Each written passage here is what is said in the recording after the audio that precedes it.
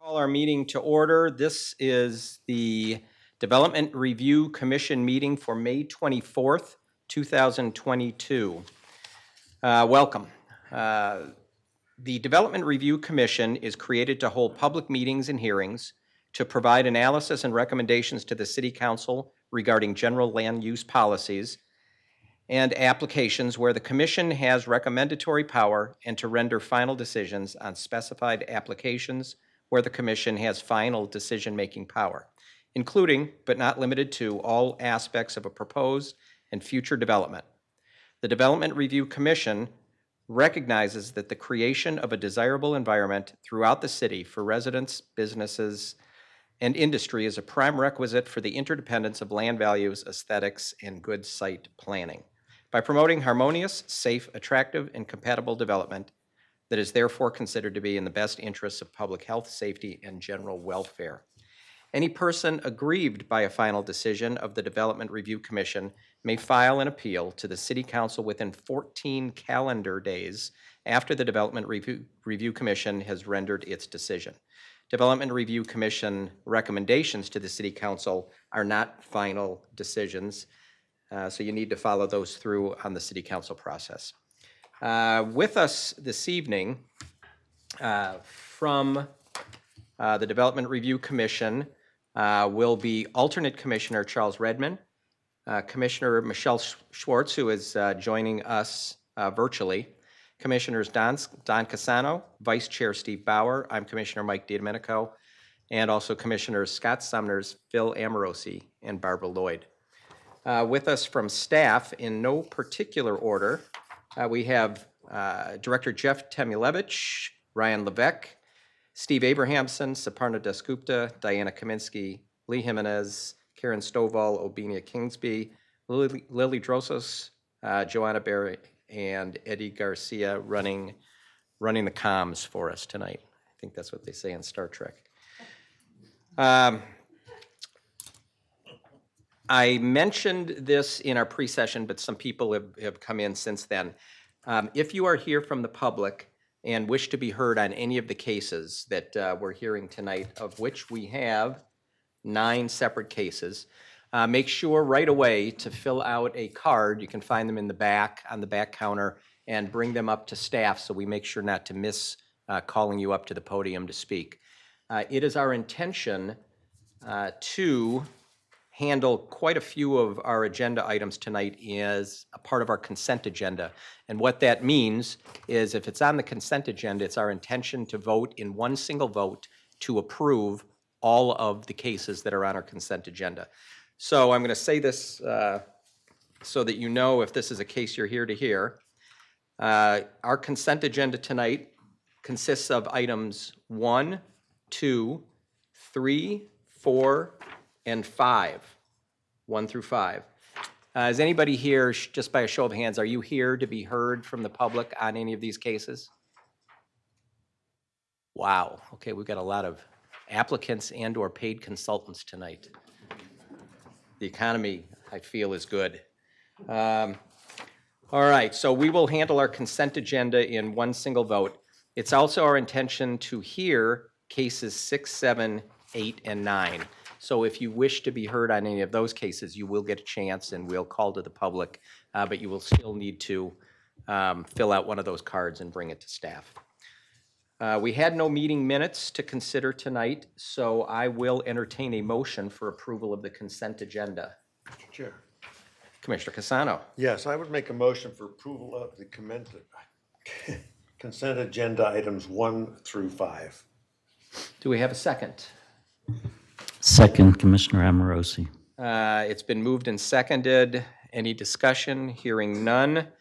We'll do this by a show of hands because Commissioner Schwartz, who I guess I need to call her up on screen. All right. All those in favor of approval of our consent agenda signify by raising your hand. And Michelle has her hand raised. Opposed? Seeing none. Consent agenda is approved unanimously. All right, that brings us to item number 6. Commissioner Schwartz will be recusing herself from this item, and alternate Commissioner Redmond is going to be sitting in her chair, and we're going to quickly switch the name tags, or the nameplates, so no one is confused. Most likely the commissioner, or the chairman tonight. All right, Ms. Vaz. I don't know, were you here? We had a couple of questions that came up in study session. Were you here? Did you hear any of those? Mr. You Chair- did, or you're aware of them? I heard some of, Mr. Chairman, I heard some of them. Okay. I know Mike is here, Mike Duffy from RSP is here to answer Commissioner Sumner's question about Rio. Okay. Um, So you can just do a I'll quick do a truncated version. I heard truncated that intro comment, of yes. the project, and then we'll get right into the questions. Perfect. Thank you. For the record, good evening. My name is Manjula Vaz, law firm of Gamage and Burnham, 40 North Central, Phoenix 85004. I'm here on behalf of Hines. With me is Brandon Dillingham, who I think you know, and I'll talk very briefly about, and Mike Duffy from RSP, who's going to be doing the majority of the talking. Is this work? No. You want to control it there? I would, yes. But I can have you, I can just. Okay, if not, you can. Sorry about that. No worries. Is it arrows? Mike killed our presentation. Not bad. You're fine. No worries.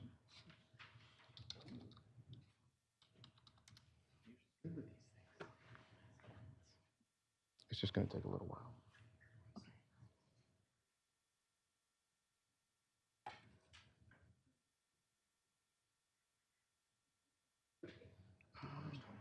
Top, is that it right there? That's March 24th. Oh, March.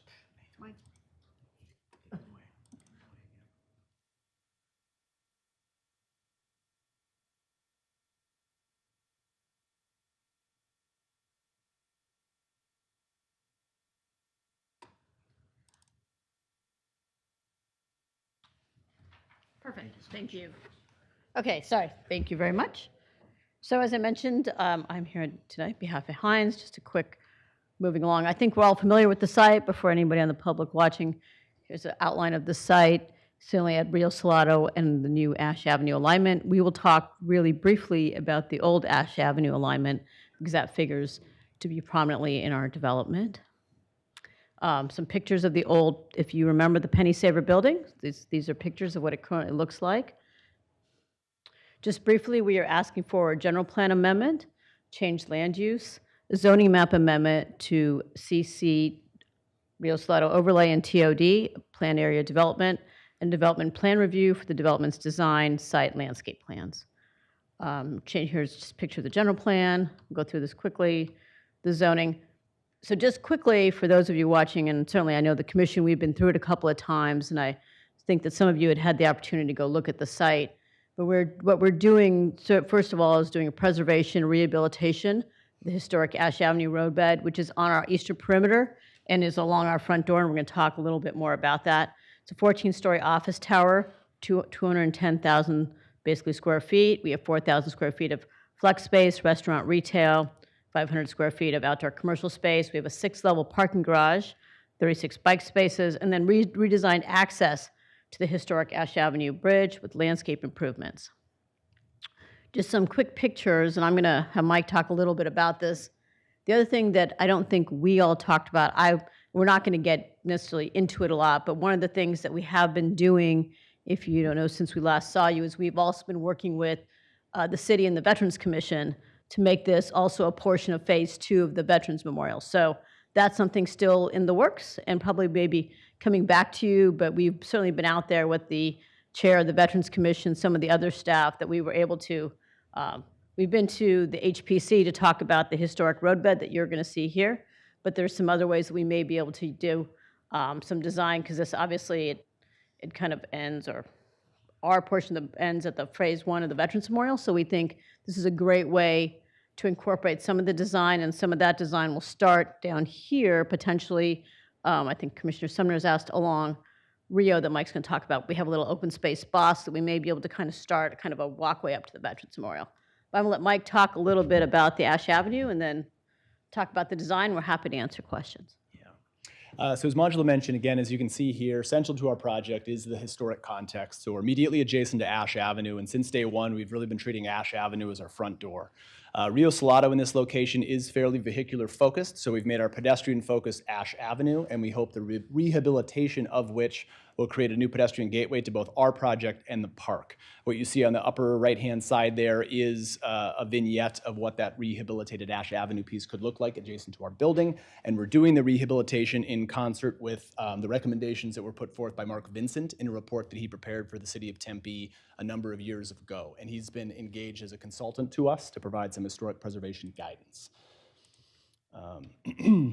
In its current state, it's in pretty rough shape, and it's sat unused for a number of years. So again, we hope the reinvigoration of the site and the pieces that it touches, so the Tempe bleachers and the Ash Avenue abutment, which are remaining as is, but getting more people to the site, getting more action here, both for our project and the park as a whole, we see as a huge benefit. This is a landscape plan of the rehabilitated Ash Avenue roadbed. We're repaving it and providing some cutouts to highlight some of the historical significant concrete. There's an embankment that you see sort of at Plan South here where the landscaping is that we are maintaining. Some of the significance of the historic nature of the roadbed is the fact that it elevates, and then we're providing connection points along the way, which you see adjacent to a pocket park here on the south, a connection point to some commercial space in the middle, and then an upper level lobby and kind of a grand staircase feature that gets you up to Ash Avenue abutment. A couple of sections cut through to show in a little bit more detail how we're connecting through to our property. A letter of support from the Historic Preservation Commission. The overall site plan, again, to highlight, we've got the pedestrian focus of the rehabilitated Ash Avenue with a upper level lobby or a multi-level lobby at the north. And then we've got a pedestrian shade box and sidewalk along Rio Salado. Again, the goal here is that majority of the pedestrian foot traffic is gonna come through Ash Avenue, although there still will be some foot traffic that is along Rio. And we're addressing that with the shade park and shade trees along Rio Salado. The design of our building is comprised of three major parts: the office tower, the podium, and the connection pieces along Ash Avenue. The tower itself is sort of conceived as a canted glass form. We've got glass, metal panel, glass both vision and spandrel, and it's composed in such a way that we've got more vision at the north, which you see here, to highlight views and solar orientation, and we've got more solid at the south and the west, so more metal panel, more spandrel glass, where views and solar orientation is not as ideal. Looking at Ash Avenue here in a little bit more detail, bleachers in the foreground. The garage itself is screened with a shade fabric that's actually stood off from the building with some armatures that would actually provide some 3D structure to it. So I think that was one of the comments previously. It might be misconstrued with a coloration that it would be concrete, but what you're seeing here in the foreground is actually a shade canopy fabric, and there would be some substrate supports that would actually protrude that from the building and give it some definition and some 3D forms. Seen a little bit more in detail in this shot at the main entrance. Pedestrian lobby on the left-hand side, viewing deck on the left as well, and the vehicular drop-off and the parking garage entrance in the foreground here. The multi-level lobby here with grand staircase on the left and new ADA ramp that gets you to the upper level of the bridge abutment, and then a view from across the lake. And I think we end on a selection of our material board. So I think the material in question from a shade sail fabric is item number 5 on the upper right hand. That would be the material that would be proposed for kind of this elevation. So what you're seeing there, even though it's kind of that sand color, it would be effectively a semi-transparent fabric material that would provide both visual screening, but would still be an open-air garage. And I believe that's the last slide, so happy to answer any questions. Commissioner Sumners. Thanks so much. The architecture is quite spectacular, and I'm sure this will look great on the skyline. My concern is really about the other side, though, along Rio. Right now, where everyone walks, but as you point out, I guess I'm thinking about it in the current day and future. Hopefully, people walk along Ash. So, can you talk to the fabric or concrete along the Rio edge, basically Sure thing. along the west edge? Yeah. So On this elevation, so we're standing, as you can see in the upper left here, we're kind of at our main entrance looking southeast along Rio Salado. So what you see in this primary frontage is our multi-level parking garage, which would be concrete, and then in front of that garage, concrete, would be this shade sail fabric. And so what you would have is sort of an armature that's attached to the parking garage, and then we have stretched shade sail fabric over the top of that. And we've got it composed in such a way that in some areas we've got sort of a more monolithic approach where there's kind of a continuous wrapper, if you will. And then as you circulate along Rio Salado, it articulates itself in a fin orientation so that you would actually get this very varied perception of the garage as you actually travel up and down Rio Salado, so that at certain angles you could kind of see it front on, but then at other angles like this one, it sort of collapses into a little bit more of a dynamic view along Rio Salado. And then what we feel is really important too along Rio Salado is to provide as much shade trees as we can. And so we do have a service entrance along Rio Salado that we're trying to obscure as much as we can from a pedestrian standpoint, still maintaining safety and visibility when it comes to servicing, but getting as much trees and landscape along Rio Salado.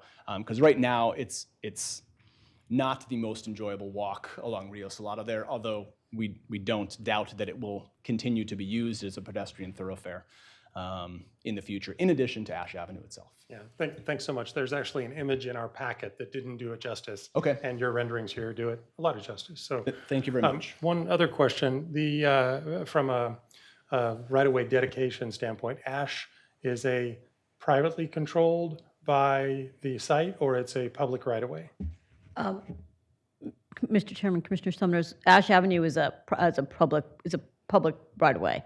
So we are working through a development agreement with the city of Tempe, in which the city of Tempe obviously will continue to own Ash Avenue. The developer will be maintaining Ash Avenue. The city council will be approving the roadway improvements. And so, as you may remember, Mark Vincent was a city employee, was the city historic preservation officer when it was originally designed. So we are using basically the plan that the city had initially intended for Ash Avenue. The developer is paying for all the improvements of Ash Avenue. We'll be maintaining it and the city has some, without getting into it, some self-help rights, but it will continue to be a public thoroughfare. Yeah, thanks for the clarification. Just a suggestion in the operational phase, when you have a long corridor like that and people feel trapped, it's not good. So if there's a way that the property owner can have control for security and control what happens in that space, that'll be really good and really important. Yeah, no, we agree. We're working through some of that. Thank you. Thanks. Vice Chair? Really a iconic building. It's very well done. Question about the sail shades. Talk to me about the longevity and color fast characteristics of this material. How often do you think you're going to need to replace it? Because obviously with the intense heat and you're going to need to replace it at some time. Yeah, so I think the quick answer, great question, is anything that we would propose as an exterior building material, we would make sure is completely, vetted in its longevity and use. And one of the things that I think we have the advantage of being here in the desert is we're not the first ones to use shade sail. So there's been a lot of materials that have been sort of tried and true. So we're proposing one of those, which has a long life. I don't know a specific date at which point it might need to be replaced. But yes, we wouldn't be proposing anything that would need some, high frequency of replacement, and we would definitely be choosing something that would be color fast and stand up to UV. And thankfully, products are getting better and better with that. But we've picked a shade sail fabric that is suitable for the desert and is UV stable. Thank you. Very nice job. Very nice job. Thank you very much. Commissioner Lloyd? Thank you, Chair. So going along the same theme, I'm glad that you brought up the western side of the development. As someone that currently uses Rio Salado and Ash on my bicycle, I go by there on that curve quite frequently. That was something that concerned me just in terms of this is a beautiful development, but it's you don't want to neglect one side, right? And we want it to be, each side of the building is thought through. And also safety concerns, making sure, this is going to be a daunting development on a pretty small corner. So making sure that we are being sensitive and taking that side of the property into consideration. Because I totally understand trying to bring that focus onto the ash side, but really making sure that we're keeping it, 360 degrees on that was one of my main concerns. The other thing, the package talks about activation, and so can you talk about how the developer plans to operate the building to really promote activation, and what does that really mean? And in terms of the retail space, how do they envision getting that tenanted so that we're not, sitting with 4,000 square feet of vacant space? Yeah, so great question. I think one of the things that is integral to that piece is getting the right type of use on Ash Avenue. So we have left some flexibility in the layout of the space so it could support multiple uses.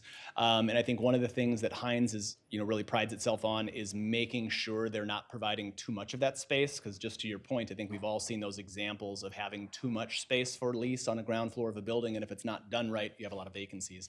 So I think, 4,000 square feet is not overly, it's not a lot of square feet, but at the same time, it's not too much. So I think we feel good about that square footage for getting the right use. And I think the way it's designed right now, it could work well as a retail use, or it could work well as, say, a smaller office use that could be there for some activation.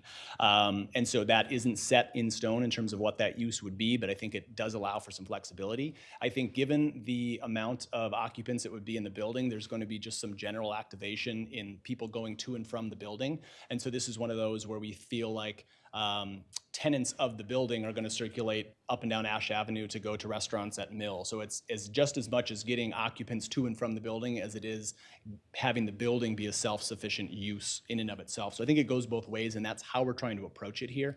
And then we're also trying to get a lot of activity at that multi-level lobby, which you see here on the left-hand side, and I think we've got one more view that shows it a little bit more frequency here. So just having the amount of activity with those uses in the building, I think will go a long way to getting activity here.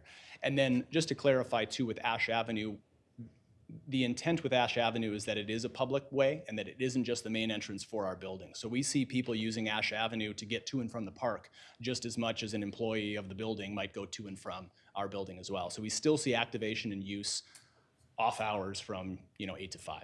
Right. Well, and if you don't mind me, if I ask one more thing to Mike's comment, I don't know if you can see it here, but let's go back to Mike's thing. The other thing we have done is there will be, I don't know if you can see in this picture, but we're also planning a little park here, kind of an open space bosque at the south side of the Ash Avenue in the front, so that we're trying to encourage, as Mike said, like just people come, have a little respite, come enjoy that. And so you'll see, so versus now where it just looks like, well, it's an empty building in a kind of dilapidated parking lot.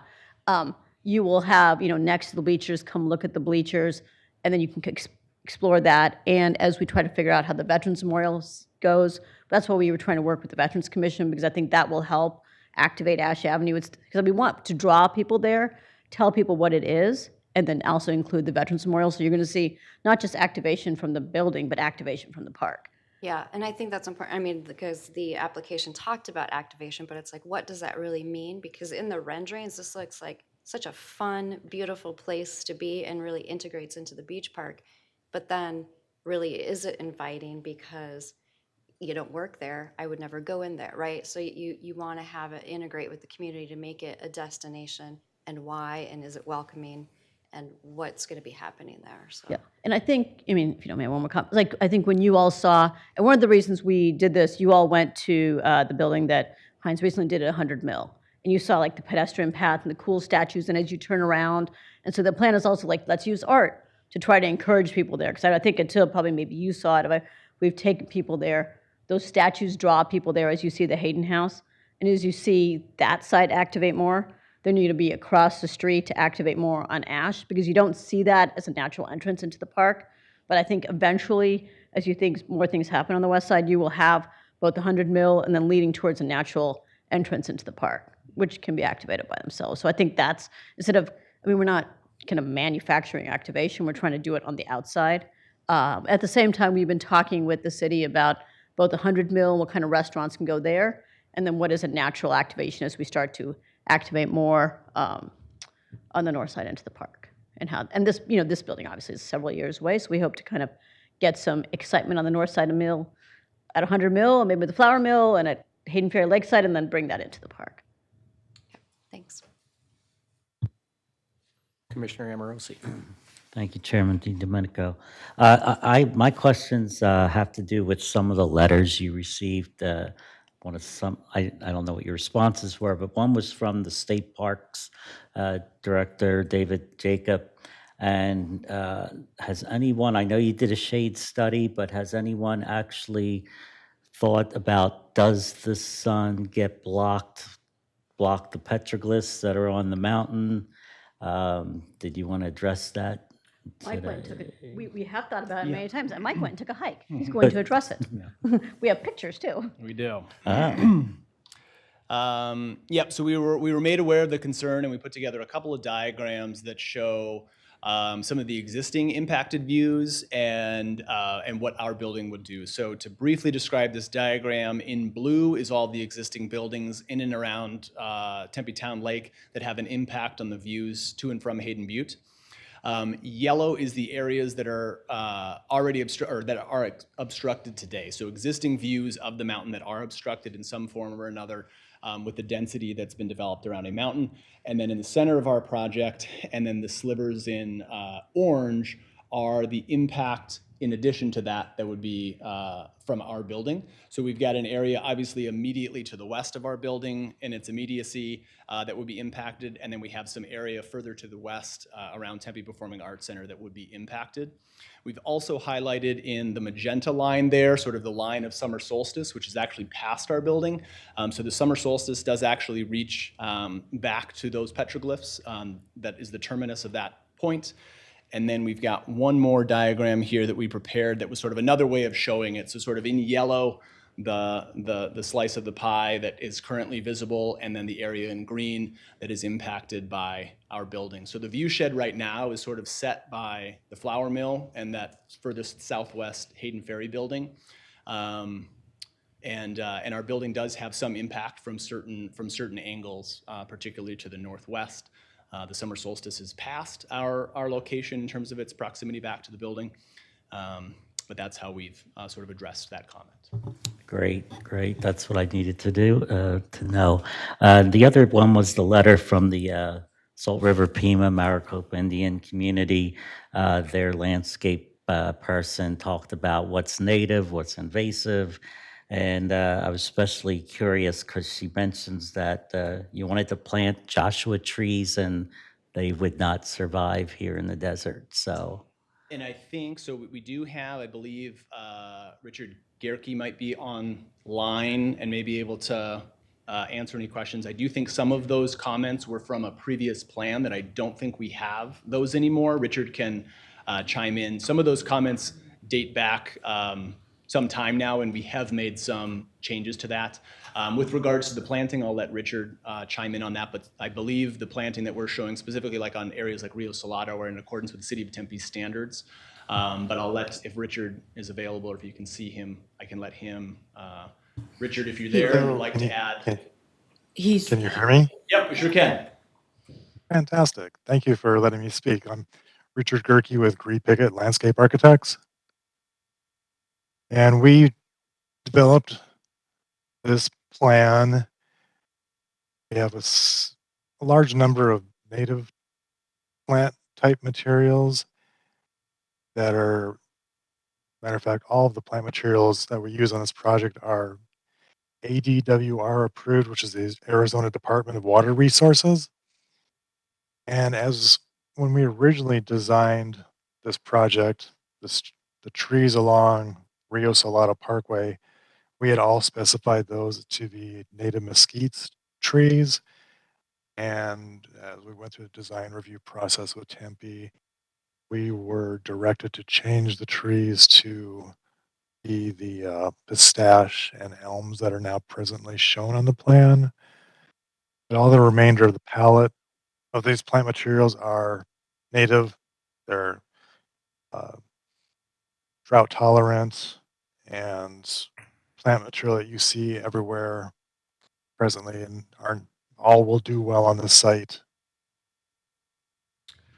So Richard, maybe just to summarize real quick. So I think, so we have made some updates since that comment was made. So I don't believe we have the Joshua tree anymore, but Richard, correct me if I'm wrong there. And then we've got the majority of our plants are native species. The ones that aren't native species are drought tolerant. And I believe some of the species that are not native are City of Tempe standards for streetscape trees. Okay. Did I summarize that, Richard? Oh, that's correct. Except we do have Joshua trees on the plan on the project, and these are plants that we use frequently on other projects successfully. So you think they'll survive here in the desert? Yes. Okay, I guess we'll see. And Mr. Chairman, Commissioner Mamrosi, if they don't survive, we'll replace them with some stash, because I know that'll survive. Yeah, the yucca Joshua trees are also on the Arizona Department of Water Resources list, so they are an approved plant material to be used. Thank you. You're welcome. Other questions? Commissioner Redmond. Thank you, Mr. Chairman. This is quite a wonderful building and a wonderful installation. I just wanted to ask for your comments on, I think it's the slide before the last that has the skies, the one, yes. My impression of that picture is it doesn't have some of the buildings under construction now on Farmer. And it doesn't, oh, it has 100. It has 100 mil. It may not have farmer, because Because there's It's a some little tall further. build, I was just wondering how you see the skyscape. Oh, sure, yeah. So I think. Because it's going, there'll be other things quite tall, and this will also be.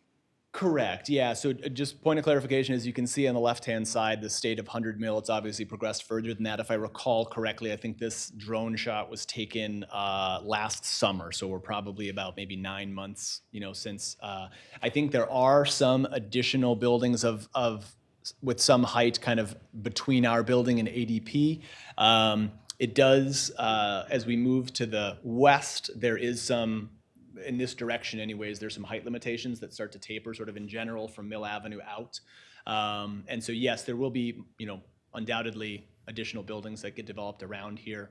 But I think we're uniquely situated to be sort of a feature piece from the lake, which is why we've treated this view with some significance. But does that answer your question? Yeah, no, it was just a reflection on the emerging skyline of the downtown. Yeah. My other question only had to do with the idea of activation, a word I haven't used much in that context. Do you have any, you've talked about the actual hardscape, but do you also have plans for activities to bring people in? Some of it's the potential of commercialism, but we're talking about walking and beach park and along the lake, and are there activities you're thinking of?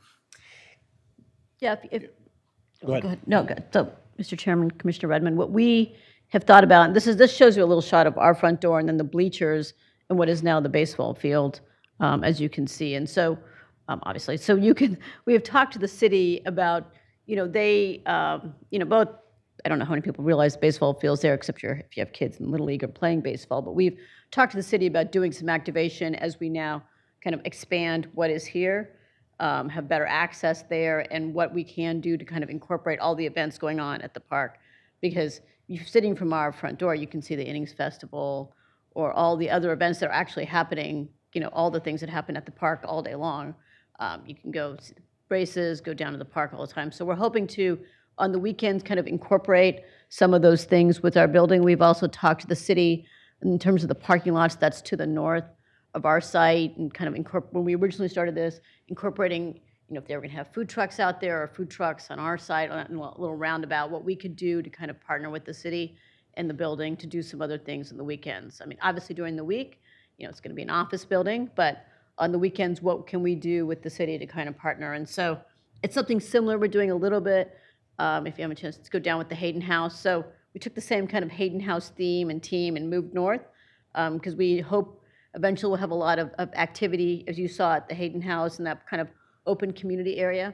And so we kind of took that same theme, and we'll work with the city to try to partner, and who knows what can be there. And I think eventually the city, I don't know, maybe somebody at the city is going to hit me, but would like to like move, maybe potentially move the baseball field to a different location, and that will become just an expansion of the park, which will allow more just generalized park activities to take place within the bleachers. So that's kind of, I think, a long-term plan for activation, if that answers your question.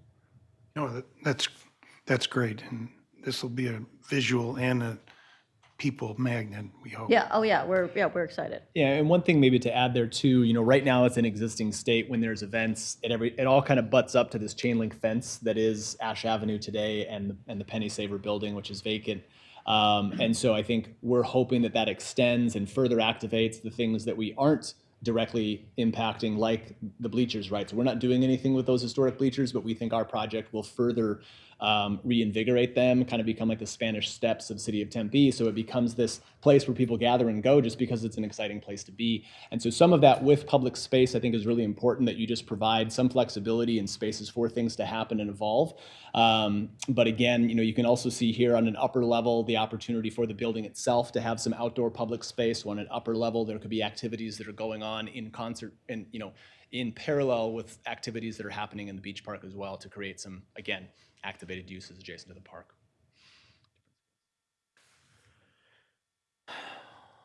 All right. Thank you very much. Oh, you know what? I had one quick. Can you bring the just the alignment of Ash Avenue? That one work? Yeah. What are on the realigned Ash or improved Ash? What are all those little light tan rectangles? Yep. So what you see, the dominant color of sort of the medium gray and the kind of the bigger squares would be the repaving, and so that would be done in integrally colored concrete as well as some exposed aggregate concrete to tie in with the river rocks of the bleachers. And then the smaller squares here, we're actually proposing cutouts in the new improvements in which you could actually see and maintain the historic roadbed itself. So these would actually be cutouts. You can actually see it probably better in this three-dimensional view in the foreground here. So the idea is that we would put some sort of a curb.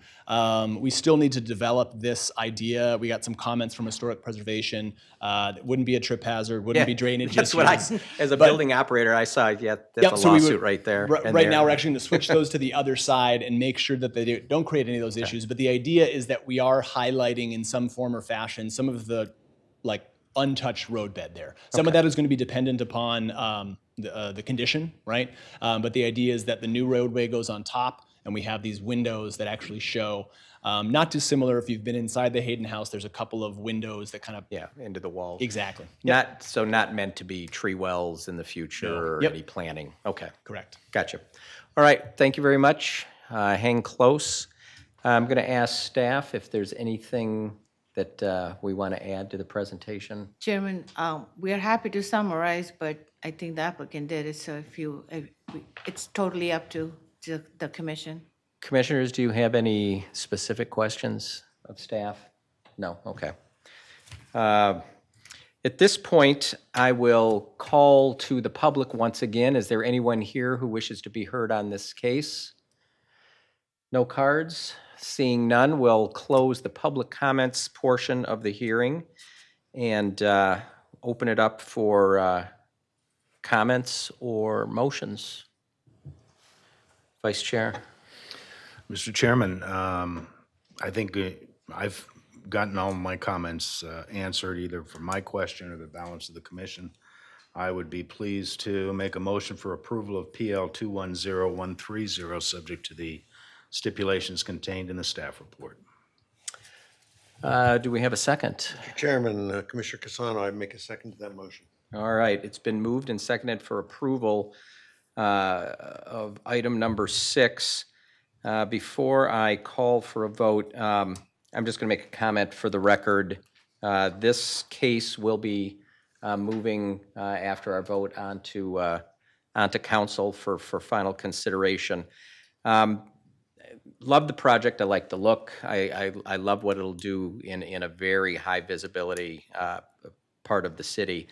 But this is another example, and we've had a lot of them in the last 6 months or a year. So I'm just going to make the comment because this is a conversation I think that the city leaders need to have, and that is, what really do we think is a mixed-use project? And it's one where we continue to have projects brought forth to us, which and typically are multi-family projects that have very little mixture to the use on site. And this, again, it's a 210,000 square foot office building, integrated parking garage, and it has 4,000 square feet of proposed retail, which is a little less than 2,000 or 2% of the total square footage being proposed. The developer and applicant have made, appropriate points that surrounding the area or this new project are lots of mixtures of use. There are residential, within, you go west, 1,000 feet, there's multiple residential projects that are fairly new. If you go to Mill Avenue, there's lots of retail, bars and restaurants and entertainment options. But it's not part of what we're voting on or considering in our design. And so I really think we need to refine what we want mixed use to mean going forward. So, but with that being said, I'm in support of the project, and I will call for a vote, and we'll do it by a show of hands. All those in favor?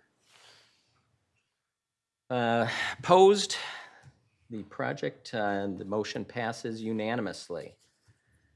With that, we will bring back Commissioner Schwartz, who is on video. Thank you very much. And Commissioner Redmond, thank you very much for jumping in for us for that case. This brings us to item number 7. These are resolution items. The first is the Smith Innovation Hub. And I believe, is Ambika, are you presenting? Thank you.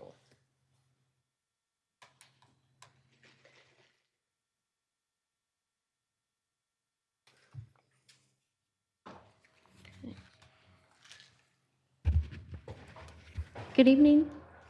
This is Jill Bushbacher with Economic Development, and I'm here today with Ambika Adhikari from our Community Development Department to speak with you about the Smith Innovation Hub and Maker District Design Guidelines. We spoke with you all previously, kind of in high-level concept mode about this project, and now we're here as you've had a chance to briefly review the actual documents, including the guidelines, and we're going to be talking a little bit about, excuse me, are you advancing this? I'm sorry.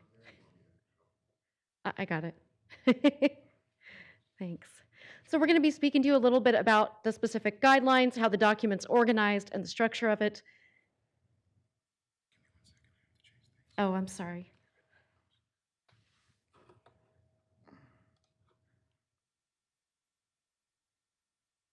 Now you have access. Thank you. Thank you, Eddie. And Bika will also talk about some specific examples, showing some excerpts from the document and kind of next steps in a meeting timeline. So the guidelines, just to kind of remind us all what the purpose of these are, as they're advisory documents, they're not regulatory. They're kind of to show the look and feel of these areas that's been created through a vision with the community, with our experts from Architecton that we've hired to create the guidelines documents with us, and with, again, community input, staff, and a variety of folks. In fact, folks from arts and culture, engineering and transportation, community development, specifically our planning staff, and sustainability have also contributed to these guidelines. These are not meant to displace existing businesses. We've worked with the existing business communities. These are very successful business areas for the city, so we're certainly not looking to impact them in a negative way, and they've been included throughout the process. So if you were to look at the table of contents for each of these documents, and again, there is a separate design guidelines document for each of these 2 areas, one for Smith Hub and one for Maker District. You'll see these various areas. I mentioned the staff that have provided input into each of these, sustainability, mixed use. The building design area is probably the one that'll be most referred to and is probably of prime importance. But all of these areas are important and have been created with community input and staff input and the expertise of our hired consultants through Architecton as well.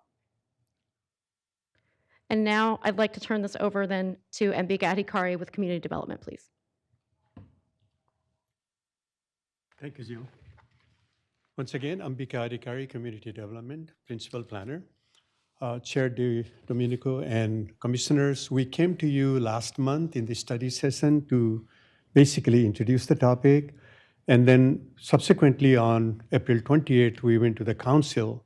And then we also presented to them and introduced to them. And I'm pleased to report that they were actually very happy and excited and supportive of the idea because they were the one who approved the general plan in 2019. So these documents are actually continuation of the 2019 general plan amendment, both for the Smith Hub and also the Maker District.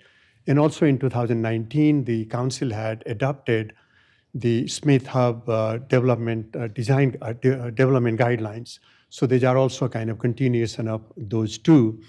And the Tempe-based consultant architect, and like Jill mentioned, have been working with us at least the last 9 months.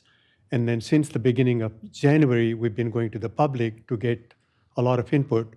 So these documents that you see are kind of pretty significant size. One is about 63 pages, the other one is 68 pages. You've seen this document. They became public on 17th of May. And so these are based on the previous studies, a lot of public input that we received, and then also all the planners and the staff also weighed in, and then also any comment that we heard from anybody else interdepartmentally, also that we included in them. We also went to some of the commissions to get the input that were relevant to us, and we've also included anything that we've heard from them. I think the documents have come pretty well. And because these are very long documents, I'm basically just going to give you a little bit of a synopsis of what is going on. So the main idea of these two documents is basically a reference document for the planning department, planners, the people who propose the project, the architects who design the projects, and also the DRC and the council when the new proposals come to you for the Smith Hub, the Maker District, just to make sure that the intent of the development guidelines and also the general plan amendment that allows residential is consistent with the existing character. And then also it becomes a plan for that community, some kind of inspiration for them, and also a pride for the community. And this is because these are innovative innovation hubs. I think this is very important to have these design guidelines. Now, the few other things that I just wanted to add before I went to some slides is the existing character was very important in developing any of the guidelines that the consultants and the staff work together on it one. And all the 7 chapters that Jill talked about are basically kind of integrated, and then also are to make sure that any residential development, any new development, any redevelopment is something that sits very well within the compatibility and consistency of the area. Now, the chapter structures, as you see on this diagram, there's a preamble showing the intent and the missions of what is trying to be achieved on that particular chapter. And then under that, goals are listed. And then under the goals, there are strategies and the design guidelines. And in addition to the design guidelines, there are also operational guidelines. The design guidelines are more for the physical manifestations of the building and the public realm. And the operational guidelines are any like building management and operation and transportation or anything for the city. And then also towards the end of every chapter, there are also ideas for the city. If something really works very well, and if we want to make them into ordinance, more regulatory eventually, that's something that we can contemplate. And then they've also done a very good job of putting really good images and graphics so that people who read these documents actually see what is meant. And also in terms of the new design, there are inspiration that could be achieved. So that is the basic structure of the document. And there are several pages that is already something that you've seen in the document that we have excerpted here in the slides. And it will show you some examples. I'm not going to read them. It's hard to read, but basically to give you an idea of that 7 different components of the structure that we just talked about. There are some more from the Innovation Hub, Smith Innovation Hub, and then a few more from the Maker District. There are many similarities between these 2 documents, but there are also some really distinct differences because one is a larger area, 1 square mile, and the building typologies are somewhat different. They are larger. And then also the setbacks and the landscape character is also somewhat different. So the architects and the staff have taken those into account in drafting those guidelines. And you can see those slight differences basically in the building design guidelines, a little bit in the art integration, a little bit in the landscaping. Many other principles on mixed use and other things are very similar. So that is basically the essence of those two documents that you've seen. And the timeline that you see here, we begin to meet with people and begin to get the public input from the beginning of the year in January. And then after today, we intend to go to the council on June 23rd, their last meeting before the summer recess. And the documents that you have are pretty final. We've got a couple of typos that we'll be fixing. But apart from that, if there are any questions, the staff contact is Jill and myself. And then we have the representation from the architect and John Kane and Brian here. Thank you for your time. Mr. Chairman. Commissioner Casano. Just a comment. I want to thank you. We've been through this process for a long time. You've longer than we have. But I just want to commend you on the work that went into this, making it understandable. Easy to talk in our lingo, but this, I think, will help put any future development perspective to those who are intended. Thank you again for all of that. Well said. Thank you, Commissioner and Chair. Commissioner Amoroso. Thank you, Chairman DiDomenico. And Beek, I got a couple questions. Now, on my guidelines package that I got, it was on page 25, but I think you showed it on page 7 of your presentation here. It has to do with the density map. When I was looking at it, it looks like the, let's see, page 7.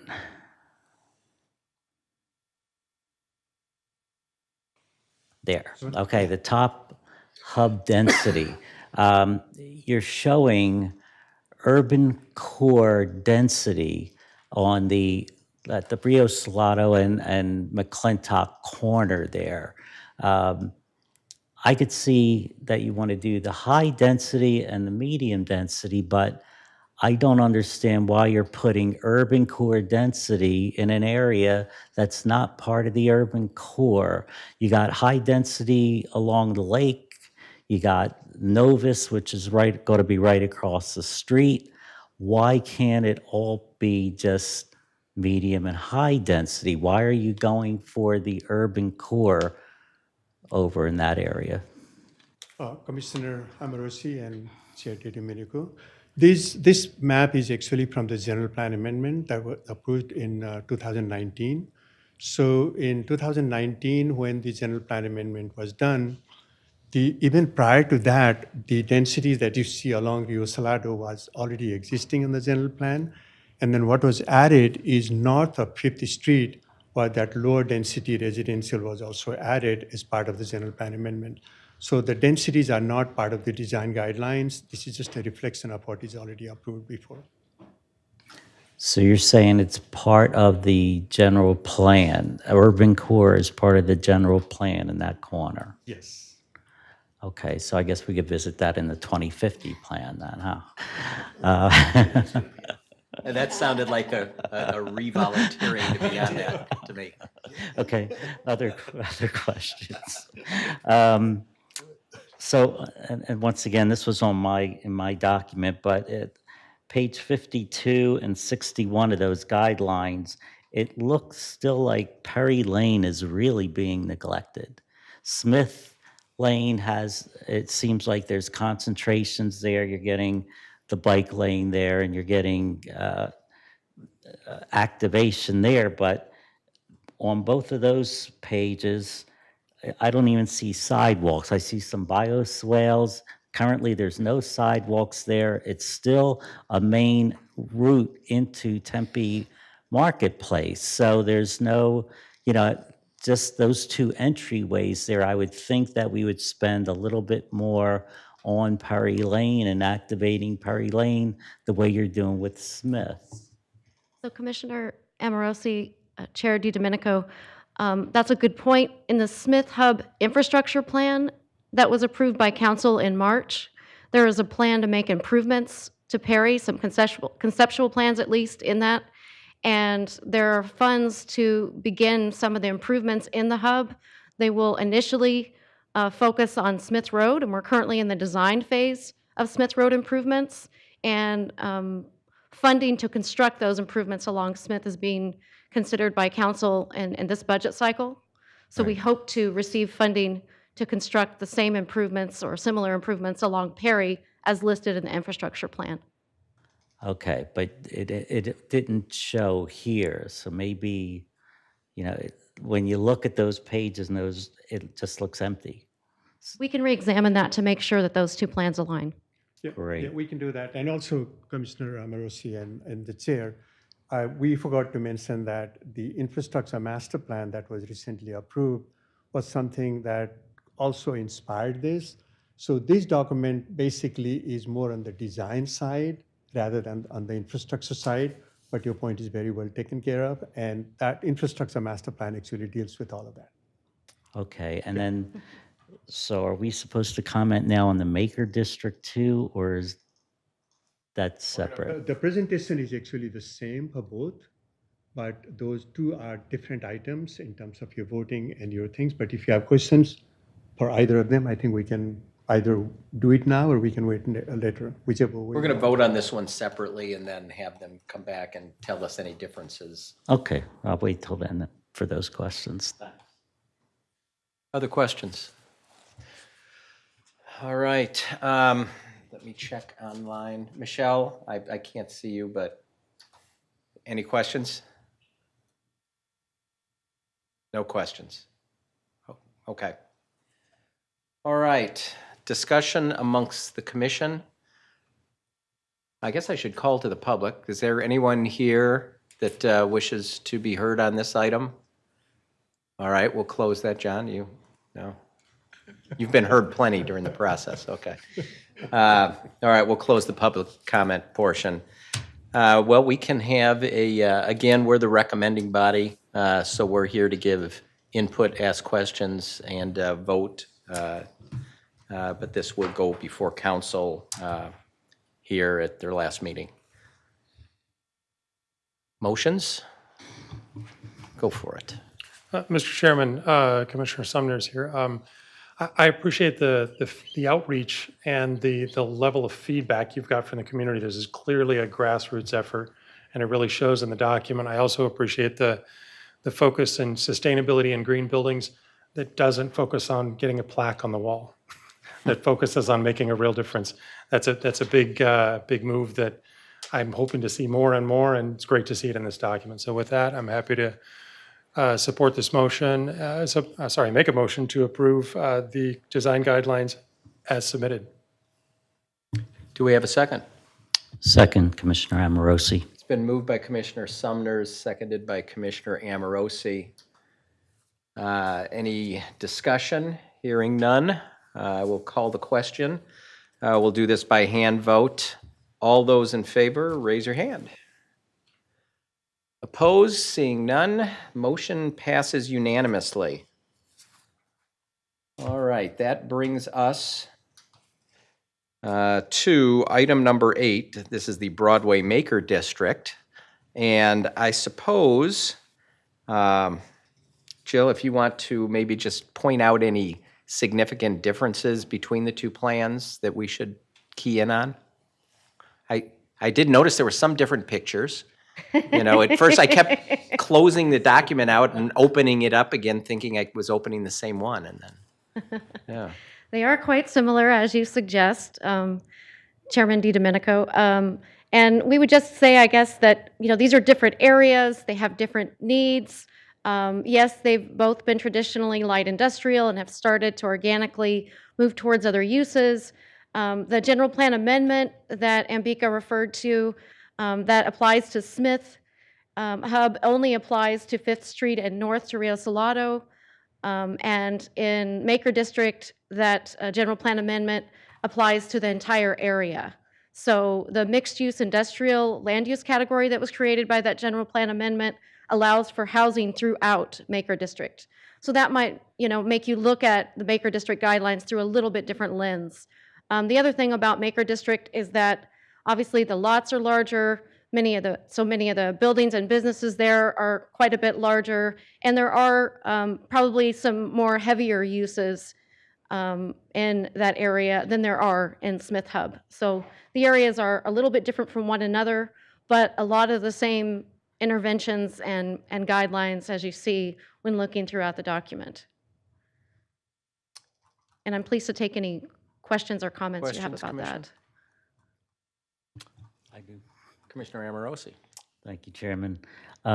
So when I was looking at these guidelines, I guess the first question was the old rail spurs. They are owned by who? The city, the property owners, the railroads? Who? The railroads primarily. They still own those abandoned rail spurs.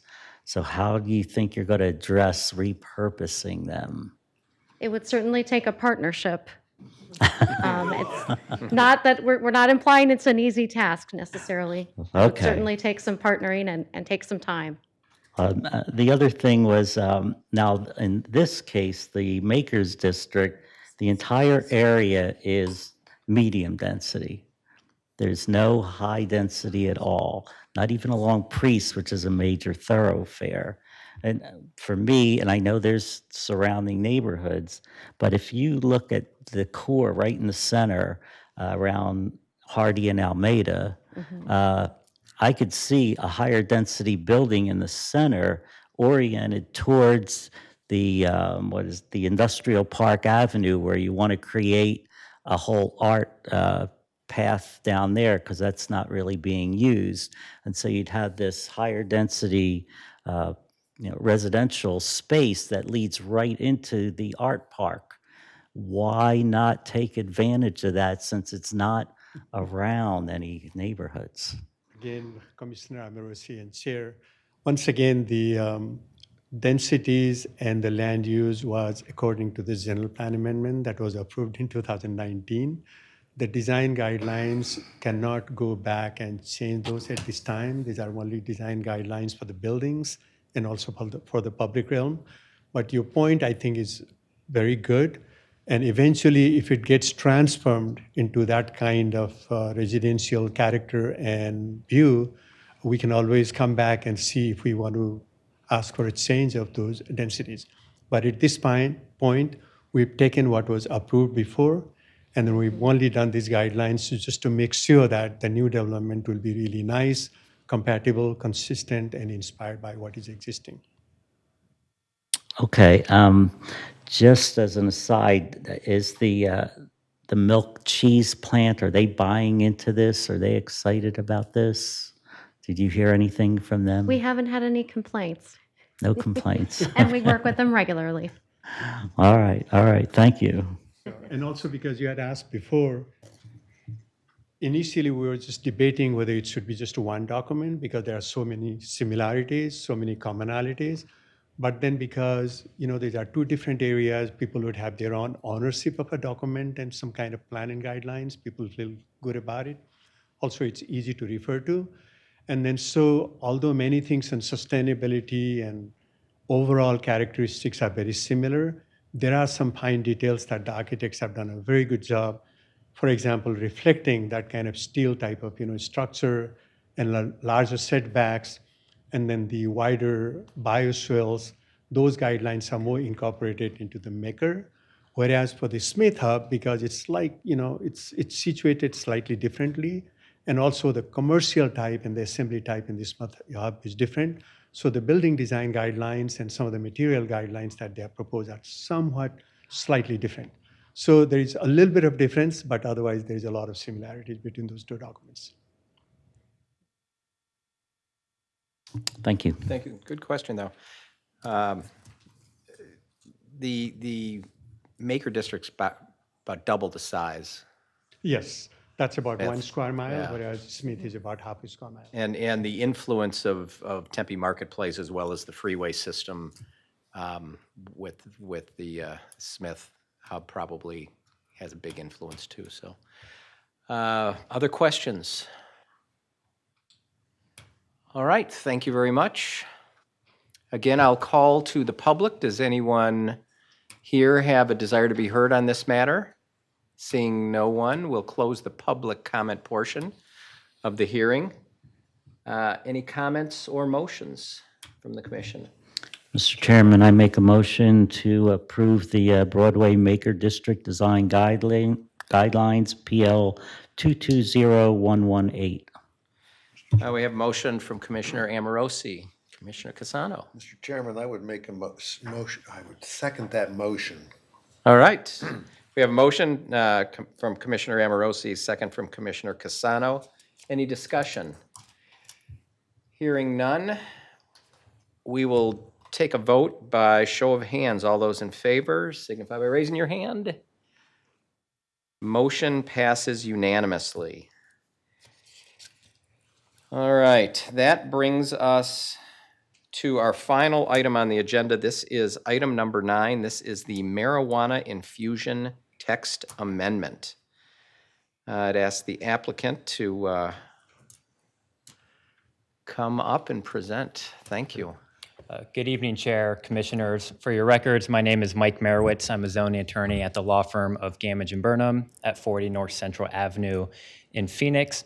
Our firm is the applicant of this text amendment, and with me here today is Mike Halsum, who's somewhere in the back there, on whose behalf we filed this text amendment, speaking with Manjula, who's also with us with law firm Gamage Burnham, and Lindsay Shuby with Gamage Burnham. We do have a presentation prepared, which is up on the screen, and I'm happy to give a presentation.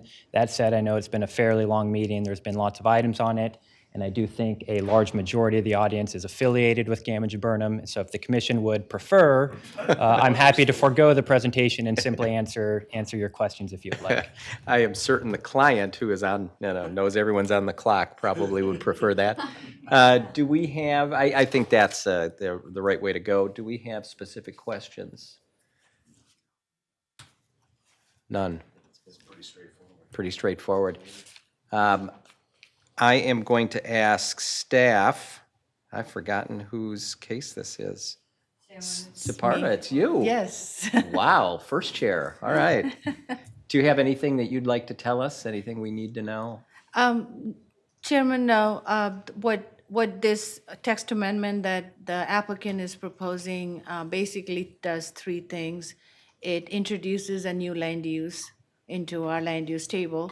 It adds a new section for facilities, basically manufacturing, which was allowed with cultivation at the time. And since the passage of the legalization of the marijuana initiative in 2020, that allowed it, after that, it allowed it to separate the infusion and or manufacturing, in fact, from cultivation. So you could have cultivation and manufacturing in the same place, or now you have some more parcels available for the purposes of the manufacturing and infusion purposes. And then it also allowed us to clean up some of our definitions. Partly is because we introduced a new definition for infusion facilities, and partly because the medical for cultivation is just redundant, so we just had to we just had an opportunity to clean up the ZDC as a result of it. And I appreciate the separation changes were discussed and laid out nicely in our report. We are not the first city to tackle this issue. Tucson has dealt with this and really kind of, I wouldn't say set the precedent, but did something very similar to what's being proposed here tonight. So that's helpful to know that we're not trailblazing and other people have had some experience already. So specific questions, Commissioner Sumners. Just a comment, I really appreciate the straightforward language in the report and the way this was put together. The fact that this is a lab or a bakery helps people understand what we mean when we say infusion. And that's really helpful, so thanks. Thank you. Thank you. Commissioner Amorosi. Thank you, Chair. I wanted to make a comment too, that if we if the City Council approves this text amendment, that it could be one of the new businesses in the Smith Innovation Hub, because according to the map, it would be allowed over there. So it'd be a nice, nice addition. Thank you. There we go. Or the Makers Hub, I assume. I didn't see anything in the Makers.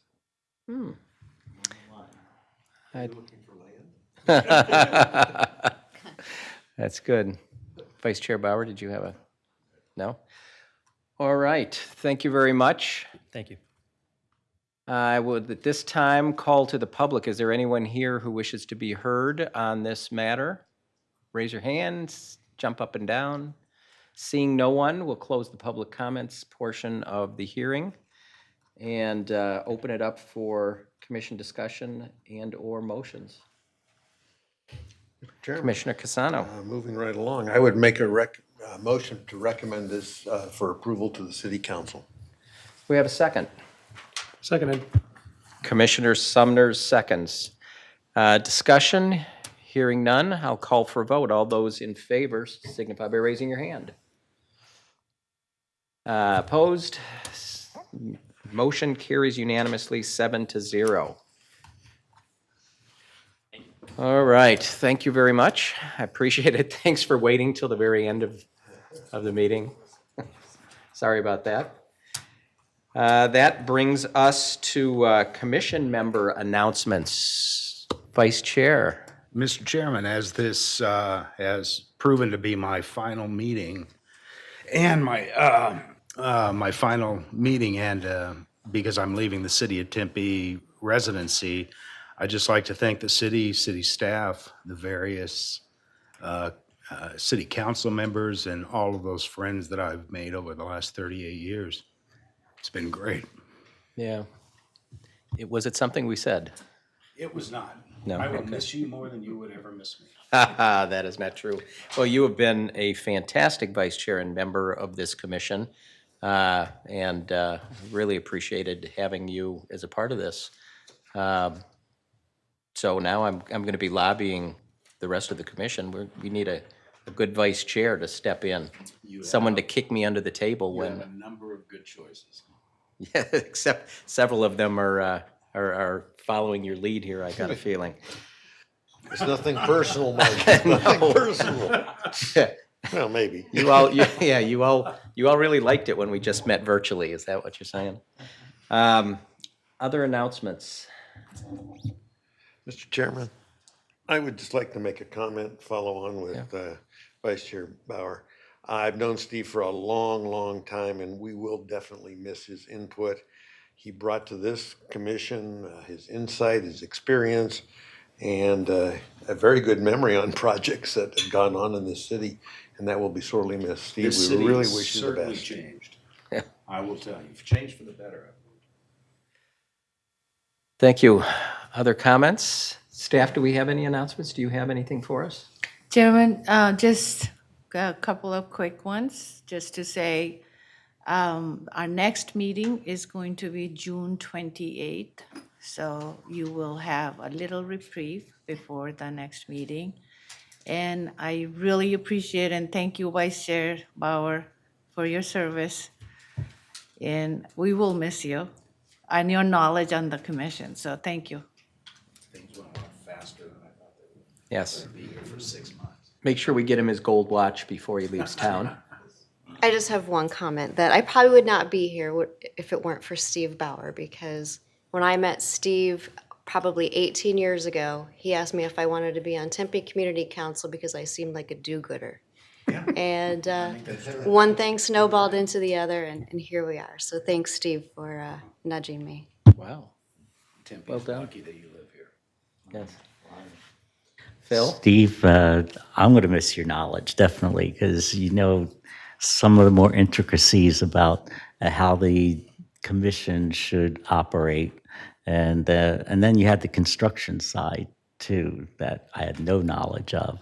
And your pointed questions were really good. That's what I liked about it, and I'm going to miss that. Commissioner Sumners. And Commissioner Bauer, your departure upsets me so much that I might just follow you. No, seriously. It's been All the a way to pleasure. Nashville? Who knew that so many people like Steve? There we go. You know, I'm touched. There we go. All right, everyone. Well, thank you very much. With that, our meeting is adjourned.